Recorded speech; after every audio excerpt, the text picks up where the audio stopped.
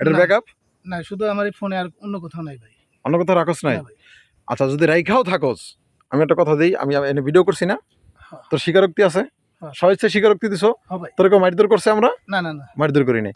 তাহলে এখন তুই যদি নেক্সট টাইম এই মেয়েরা যদি আর ব্ল্যাকমেল করস, এবং এই মেয়ে যদি, আমি মেয়ের সাথে যোগাযোগ করি, মেয়ের নিয়ে মেয়ের বাসায় যাচ্ছি, আমি বাসায় যাবো, যে ওর সাথে নাম্বার দিয়ে আসবো ফ্যামিলিকে, যদি আমার কাছে কোনো কমপ্লেন আসে, তুই যত বড়ই যেই হয়ে থাকস না কেন, তোর ভাই 14 শিখের ভাত খাইতে দিব।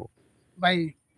এখন তুই দেখ চিন্তা করে, তুই কি জেলখানায় যেয়ে পৌঁছবি না নাকি ভাই। তুই ভালোভাবে চলবি? যদি ভালোভাবে চলতে চাস, ডাইরেক্টলি বলতেছি, তাহলে তোকে একদম ভালোভাবে চলতে হবে। তুই কোনো ধরনের, তোর কাছে যদি ব্যাকআপ কোথাও থাইকাও থাকে, তাহলে তুই কোনো ধরনের ওরে আর অত্যাচার করতে পারবি না। আজকে নিজে ইচ্ছা ডিলিট করে যদি জেল না খাটতে চাও, আর যদি জেল খাটার ইচ্ছা থাকে, তাহলে তুই মনে করো যে নেক্সট টাইম এই ভিডিও আমার দিয়ে খাওয়ার কিছু ইচ্ছা একটা থাকলে, করিস। ভাই ভাই হ্যাঁ। ওরে পুলিশে দিয়ে দেন ভাই ওরে পুলিশে না দিলে ওই হয়তো বা দিতে আমি- পারে, আমি আবার হাত আমারে ধরে মাফ ব্ল্যাকমেল চাইতেছি করতে ভাই। পারে। ভাই আমি হাত ধরে মাফ চাইতেছি, তুমি আমার মাফ করে দিও। আর শোনো একটা কথা বলি ভাই, ভাই তোমাকে পুলিশে একটা- দিয়েন না, আমার মোবাইলের কোনো জায়গায় নাই ভাই। আচ্ছা আমি একটা কথা বলি, আমি ভাই কান ধরে তওবা করতেছি তুমি ভাই। কান ধরলে তো হবে না। বিষয়টা হচ্ছে কি জানো, যে ধরনের যে সব ছেলেদের চরিত্র খারাপ, আজকে তুমি ওর ভিডিও করছো, কালকে তো ওই গ্রামের আরেকটা মেয়ের ভিডিও করবা, না ভাই পুরো আপনার সাথে হেই কথা মেয়েটার আবার দিতেছি, ফাঁসাইবা। জীবনে কোনোদিন কোনো মেয়ের ভিডিও তো দূরে থাকবে, কোনো আশেপাশে আমি যাবো না ভাই। মনে থাকবে? হ্যাঁ ভাই মনে থাকবো, আমাকে যাইতে দেন ভাই।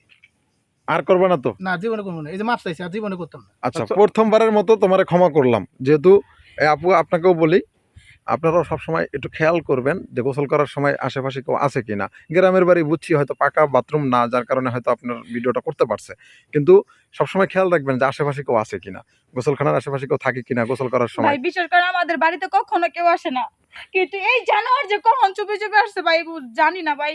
বলছে সুযোগটা কাজে লাগাইছে আর কি, বুঝেন নাই? হয়তো দেখছে কেউ নাই, বাড়ি ঘরে ফাঁকা দেখছে, আপনি গোসলখানায় ঢুকছেন, ফলো ভাই, করছে হয়তো অনেকদিন যাবত, আমি এখন চাইতে পারি ভাই। এমনটাই করছে। আচ্ছা যাই হোক, যাবা, কিন্তু আমি এই যে ভিডিওটা করছি এটা আমি সোশ্যাল মিডিয়ায় ছেড়ে দিব।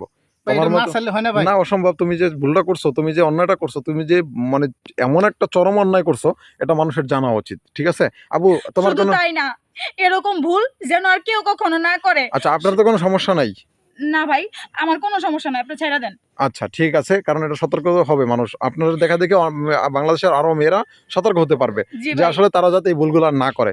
জি। একজনে ভিডিও করছে, তার বিরুদ্ধে এখন বর্তমান আইন, এমন একটা আইন হয়েছে যে পর্নোগ্রাফি আইনে মামলা করলে, মনে করেন আপনি যখন ও বলছে যে আমার কাছে ভিডিও আছে, তখন যদি ওর কথায় আপনি রাজি না হইতেন, যদি আপনি আইনি ব্যবস্থা নিতেন, তাহলে আজকে আপনার এই পরিস্থিতি হতো না, এই পজিশনে আপনাকে আসা লাগতো না।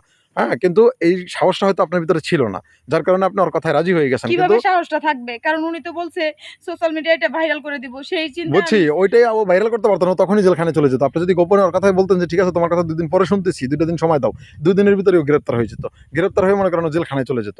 কিন্তু আমি এই ভিডিওর উপলক্ষে সব বাংলাদেশের প্রত্যেকটা মা বোনকে বলবো, এমন যদি কোথাও কেউ যদি এভাবে কখনো কাউকে বলে থাকে, তাহলে অবশ্যই আপনারা আইনি সহযোগিতা নেবেন।